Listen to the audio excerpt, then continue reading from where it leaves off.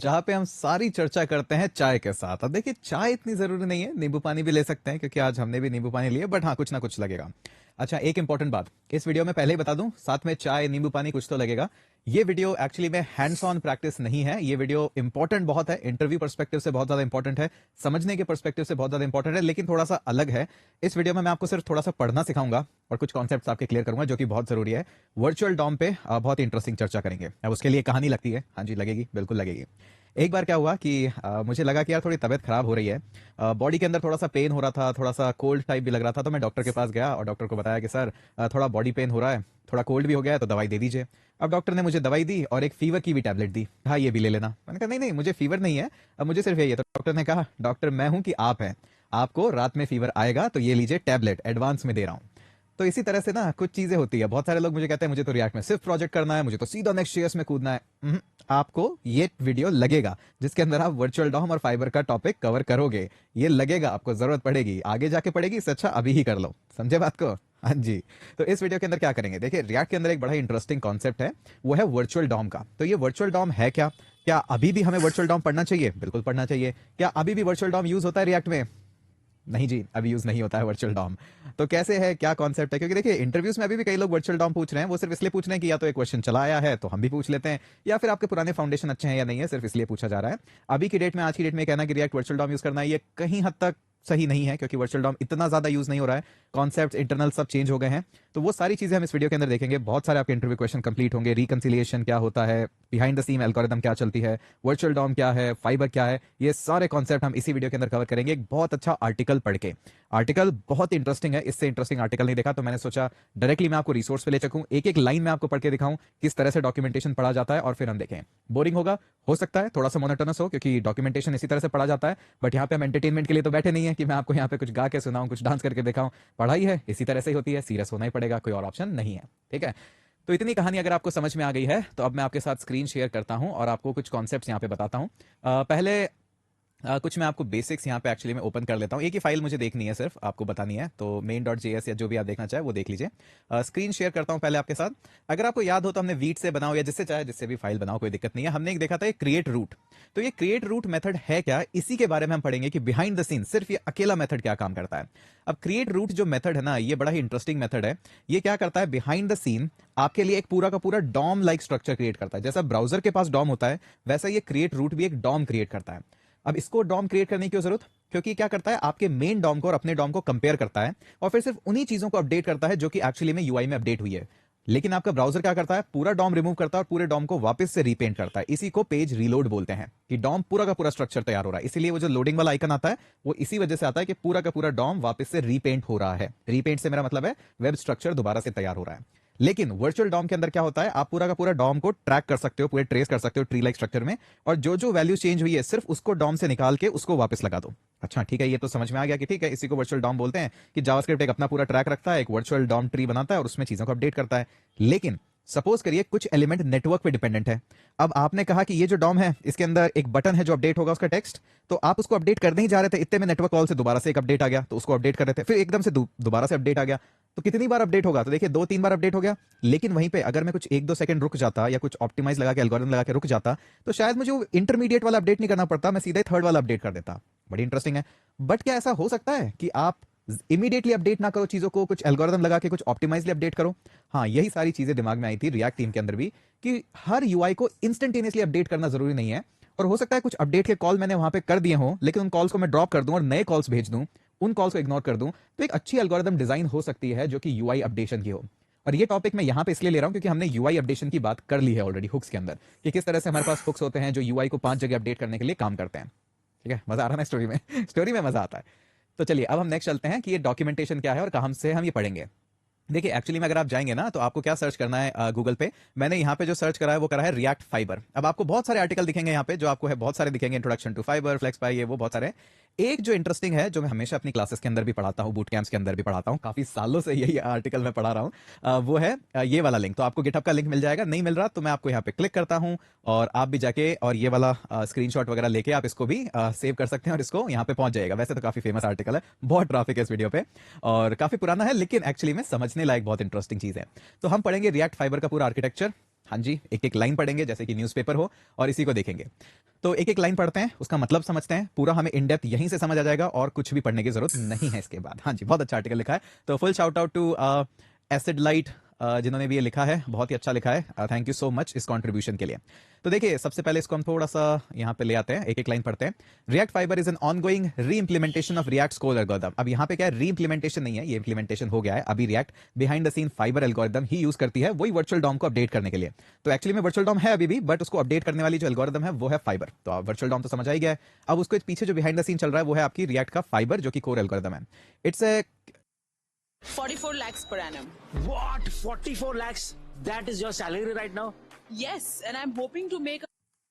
It's a culmination of over 2 years of research by the react team. तो ये मतलब क्या है, एक तरह से समराइज्ड है 2 साल की जो रिसर्च करी है उन्होंने। The goal of React Fiber is to increase the sustainability of areas like animation, layout and gesture.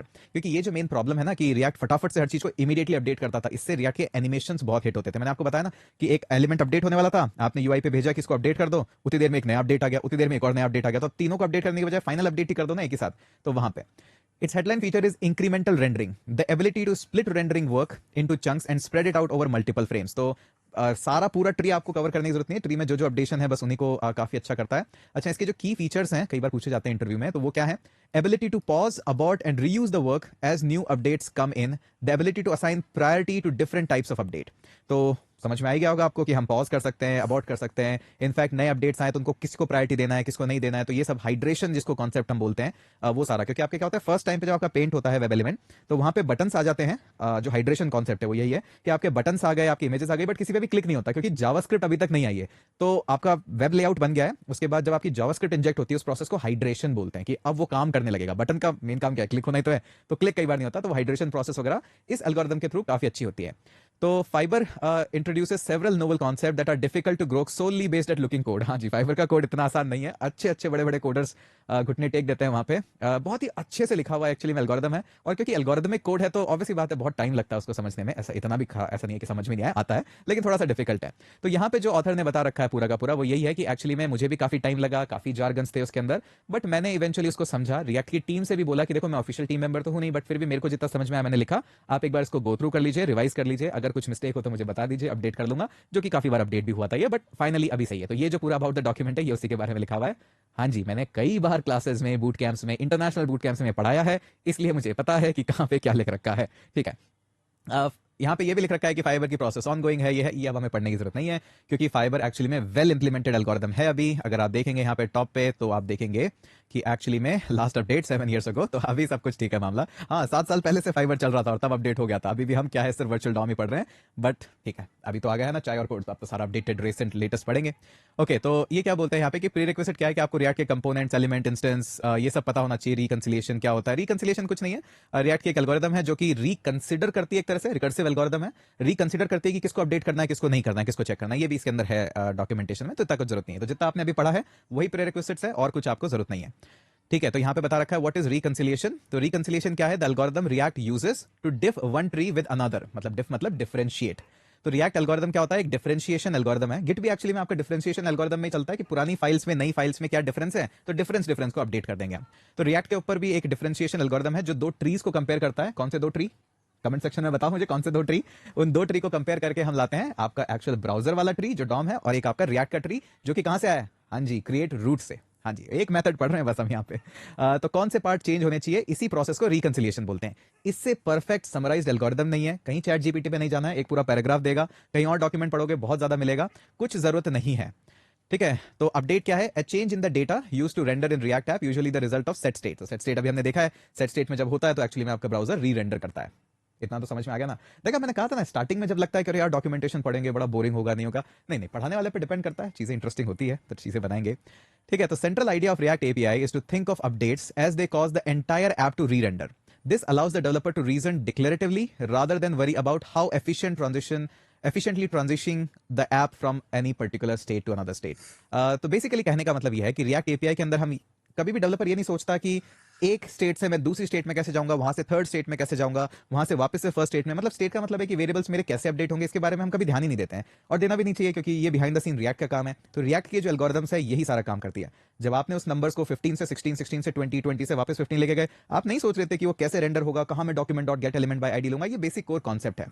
Actually, re-rendering the entire app on each change only works for the most trivial apps. In real world app, it's prohibitively cost in terms of performance. तो पहले के time में पूरा page reload होता था, अब नहीं होता था।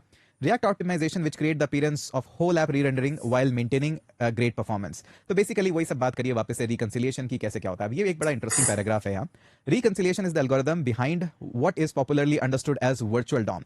द मोस्ट इंपॉर्टेंट लाइन इस पूरे पैराग्राफ की कि रिकंसिलिएशन है क्या, यही वो एल्गोरिथम है जिसको सब लोग behind the scene virtual DOM बोलते हैं। तो रिकंसिलिएशन क्या है, अभी हमने पढ़ा, दो डिफरिंग एल्गोरिथम है, दो ट्रीज को कंपेयर करने की। We've helped thousands of customers switch to Jira Service Management and without BSM slowing them down, deliver exceptional service experience. तो देखा, वर्चुअल डॉम के बहुत पर्सपेक्टिव है। अगर आप डॉक्यूमेंटेशन से पढ़ेंगे, इन डेप्थ जाएंगे, तो आपको समझ में आएगा कि सिर्फ वर्चुअल डॉम में कह देना कि रिएक्ट का खुद का ट्री होता है, नहीं नहीं नहीं, काफी चीजें हैं उसके बीच में, और उसी के बीच में सारे टर्म्स अपने आप आ जाते हैं। The high level description goes something like this: when you render a react app, a tree of node that describe the app is generated and saved in memory. ये कौन से ट्री है, याद है मैंने आपको बताया था JSX के अंदर आप एक ऑब्जेक्ट बनाते हो, हाँ जी, ये वही ट्री की बात कर रहा है। This tree is then flushed into the rendering environment. जो आप डॉट रेंडर मेथड लेते हो, उससे वो सारा ऑब्जेक्ट लेके रेंडर एनवायरमेंट में जाता है। देखा, हाँ, पुरानी नॉलेज काम आती है। For example, in the case of browser application, it is transition to set a DOM operation when the app is updated, usually by set state. देखा, वही एक मेथड है जिससे आप ट्री को वापस से चेंज करते हो। A new tree is generated. The new tree is diffed with the previous tree to compute which operations are needed to update the rendering tree. अब ऑब्वियसली बात है, आपकी एप्लीकेशन में कुछ काम हो रखा है, तो पूरी एप्लीकेशन को री-रेंडर करना या पूरे से वर्चुअल डॉम को वापस से डॉम में पेंट करना, तो फिर वर्चुअल डॉम का यूज ही क्यों कर रहे हैं हम? जब पूरा ही रेंडर करना है दोबारा से, तो डॉम भी तो कर ही रहा था, तो ऐसा री-इन्वेंट क्यों करना व्हील को? बट अगर आप सिर्फ सेलेक्टिवली कुछ पार्ट को अपडेट कर देते हो, तो ऑप्टिमाइज्ड हो गया है ऑपरेशन। हाँ जी। Although Fiber is a ground up rewrite of the reconcilier, तो पहले जो React कंसिलर यूज करता था, उससे ये पूरा का पूरा फ्रेशली लिखा गया है।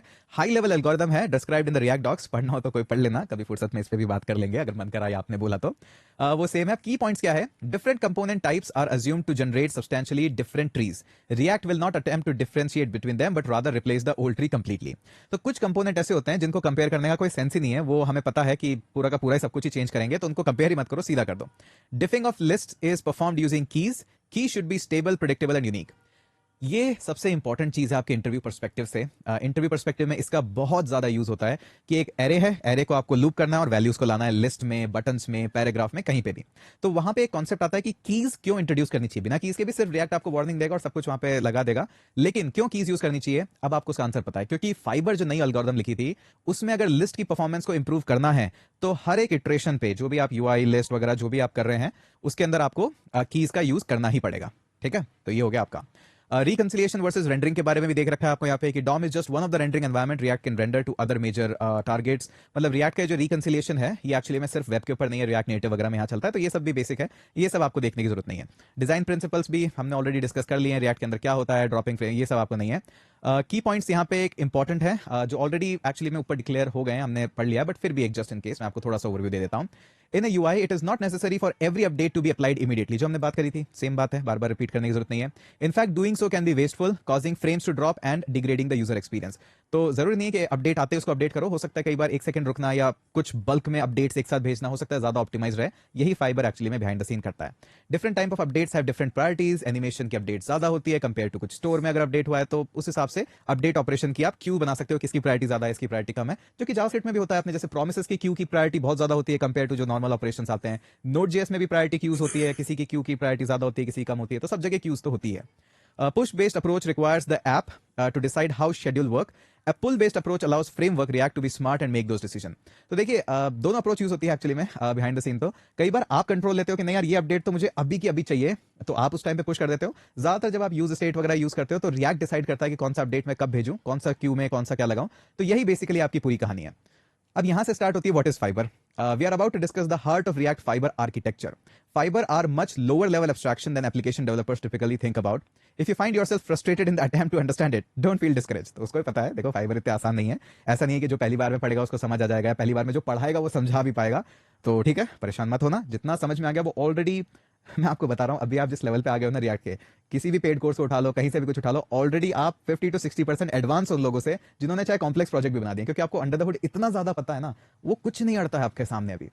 ठीक है, तो इवेंचुअली आपको समझ में आ जाएगा, बट अभी ओवरव्यू देखिए, ये चीज पॉइंट्स याद रख लीजिए, या तो क्या रखना समझ लीजिए, बस आपको फाइबर ऑलमोस्ट समझ आ जाएगा। हम आर्किटेक्चर पे नहीं जा रहे हैं, सिर्फ उसकी फंक्शनैलिटी पे जा रहे हैं। तो फाइबर के अंदर क्या है, पॉज कर सकते हैं वर्क को, कम बैक लेटर हो सकता है, असाइन प्रायोरिटी कर सकते हैं, अभी जो देखा था, reuse the previously completed work and abort work if no longer needed. कई बार जो मैंने आपको बताया था कि आप अपडेट करने जा रहे थे, उत्ते से एपीआई के अंदर कुछ कॉल आ गया है, वापस से नया अपडेशन सेट स्टेट में आ गया है, तो वो पुराने वाले का मतलब ही क्या है, तो उसको हम अबाउट कर सकते हैं और नया अपडेट वहां से भेज सकते हैं। यहाँ पे कुछ अच्छे एग्जांपल्स भी दे रखे हैं, इसको मैं जूम आउट करता हूँ यहाँ पे, तो पूरा कॉल ट्रेस वगैरह सब बता रखा है। ये वाला पार्ट जो है स्ट्रक्चर का पूरा ये एक्चुअली में काफी कॉम्प्लेक्स है, इसके लिए अभी हम नहीं जा सकते इसके अंदर, क्योंकि ऑब्वियस ही बात है, यहाँ पे जाने के लिए मैं एक्सपेक्ट करता हूँ कि आपने रिएक्ट ऑलमोस्ट कंप्लीट कर लिया हो, तब आपको ये इंटरनल आर्किटेक्चर समझ में आएगा।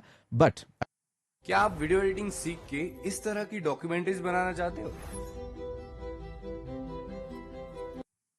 अगर आपको लगता है नहीं मैं अभी पढ़ सकता हूं, मुझे जावास्क्रिप्ट के ऑब्जेक्ट्स वगैरह अच्छे समझ में आते हैं, तो आप ये पूरी लिस्ट वगैरह देख सकते हो किस तरह से कर रहा है। बाकी बेसिक एग्जांपल्स हैं, अभी हम कंपोनेंट्स में एक्चुअली में उतना नहीं गए, तो इसलिए मैं इसके सब में नहीं जा रहा हूं कि मेमोराइजेशन कैसे होता है अभी, क्योंकि हमने वो हुक्स भी नहीं पढ़े हैं, क्या अल्टरनेट अप्रोच है, तो यहाँ के बाद पढ़ना थोड़ा सा डिफिकल्ट है। वैसे ज्यादा नहीं बचा है, थोड़ा सा ही है, बट यहाँ के बाद अभी एक्चुअली में पढ़ना इस पोजीशन पे नहीं है, क्योंकि मुझे पता है मैं आपको किस पोजीशन से कहां से लेके आया हूं पढ़ाता हुआ, बट इतना मुझे 100% कंफर्म है कि आपको समझ में आ गया है कि किस तरह से हुआ है। तो देखिए ज्यादा बड़ा नहीं था, बट हमने काफी अप्रोचेस ले लिए यहाँ पे, कि रिकंसिलिएशन हमने यहाँ पढ़ लिया है, वर्चुअल डॉम हमने पढ़ लिया है, इनफैक्ट जो लेटेस्ट अप्रोच है फाइबर वो तक हमने पढ़ लिया है, तो काफी कुछ अभी बिहाइंड द सीन समझ में आ गया कि अच्छा क्रिएट रूट इस तरह से रूट करता है। तो अब जब भी आप रिएक्ट का कोड लिखोगे तो आपके दिमाग में ऑटोमेटिकली चलेगा, अच्छा मेरा सारा वर्क वर्चुअल डॉम में जा रहा है, अच्छा ऐसे डिफरेंशिएटिंग एल्गोरिदम डिफरेंशिएट कर रही है, डिफिंग कर रही है वहां पे, और वहां से फिर डॉम अपडेट हो रहा है। तो काफी कुछ हमें अभी समझ में आ गया है, ये नहीं कहूंगा 100% आया है। फाइबर के कोर आर्किटेक्चर में तो हम कूदे नहीं और कूदेंगे भी नहीं, क्योंकि बहुत ही ज्यादा सीनियर लेवल हो जाएगा, आर्किटेक्ट लेवल का काम हो जाएगा, वो यूट्यूब पे नहीं करते हैं, इनफैक्ट पेड कोर्सेज में भी नहीं करते हैं ये सब। ये पर्सनल लर्निंग होती है, अगर आपका मन है तो करिए, चैट जीपीटी है पूछिए और एक्सप्लोर करिए, बट इतना ही है। मेरा मेन जो गोल है वो है आपके अंदर इतनी क्यूरियोसिटी पैदा कर देना कि आपको अच्छा लगे रिएक्ट, कि हाँ यार कुछ तो अच्छा पढ़ रहे हैं यहाँ पे। तो बस यही बेसिक था, आपको अब थ्योरेटिकली काफी कुछ समझ में आ गया है। मूव करते हैं वापस से हमारे कोड सेगमेंट के अंदर अब नेक्स्ट वीडियो के अंदर, और थोड़ा सा और हम कंपोनेंट्स बारे में जानते हैं, थोड़ा सा टेलविंड वगैरह को इंजेक्ट करते हैं, ताकि जिनको सीएसएस वगैरह थोड़ा बहुत आता है वो काम कर पाए, जिनको नहीं आता है वो मेरे साथ थोड़ा सीएसएस वगैरह भी सीख जाए, एटलीस्ट टेलविंड तो सीख ही जाए। तो ये काम हम करेंगे वहां पे। ठीक है, तो चलिए मिलते हैं आपसे अगले वीडियो के अंदर। अच्छा लगा हो तो प्लीज लाइक और शेयर कर दीजिएगा। इस वीडियो से ज्यादा एक्सपेक्टेशन नहीं है मेरी, बट हाँ फाउंडेशन कोर कॉन्सेप्ट इंटरव्यू के लिए यही सबसे बेस्ट वीडियो है, लेकिन अक्सर फैंसी वीडियो ज्यादा हाइप होते हैं, कोर नॉलेज वाले कम होते हैं, तो एक्सपेक्टेशन में उस हिसाब से रख रहा हूं। ठीक है, थैंक यू सो मच, मिलते हैं अगले वीडियो में।